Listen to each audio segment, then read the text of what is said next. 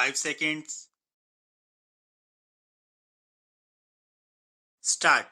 The aforementioned rules provide a complete mechanism and procedure in the matter of holding an inquiry in the cases where the major penalties are imposed. Rule 7.3 provides that the charges framed shall be so precise and clear as to give sufficient indication to the charged government servant of the facts and circumstances against him. The proposed documentary evidences and the name of the witnesses proposed to prove the same along with oral evidence, if any, shall be mentioned in the charge sheet. The charged government servant will be required to put in written statement of his defense in person on a specified date, which shall not be less than 15 days from the date of issue of charge sheet.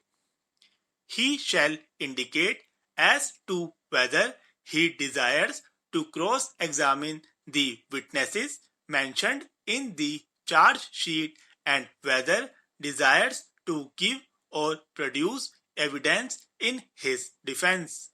The charge sheet along with the copy of the documentary evidences mentioned therein and list of witnesses and their statements, if any, shall be served on the charged government servant personally or by registered post at the address mentioned in the official records. In case the charge sheet could not be served in aforesaid manner, the charge sheet shall be served by publication in a daily newspaper having wide circulation.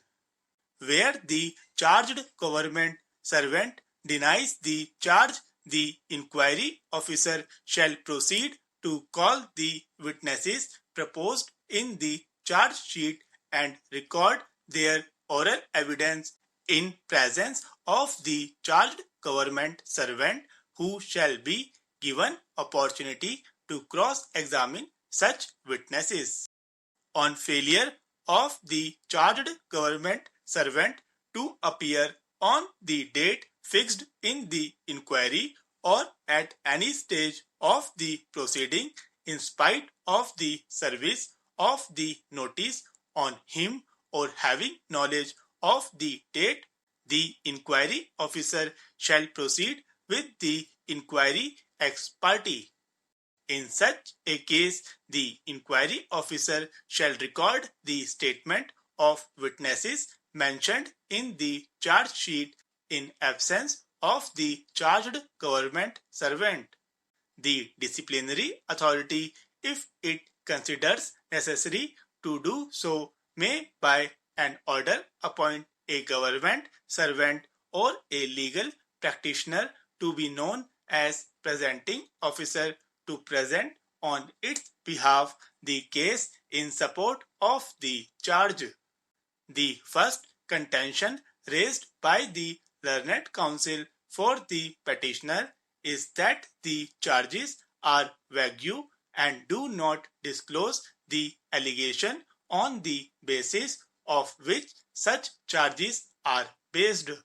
The specific stand taken in that documents on the basis of which the charges have been framed have not been supplied to the petitioner. In order to substantiate his plea, stress has been laid on various communications sent by the petitioner to the respondents to furnish the documents on the basis of which charges have been framed. Various correspondence have been exchanged by the petitioner with the respondents in this behalf, in which persistently it has been emphasized that he is unable to file reply in absence of documents allegedly supporting the charges framed against him.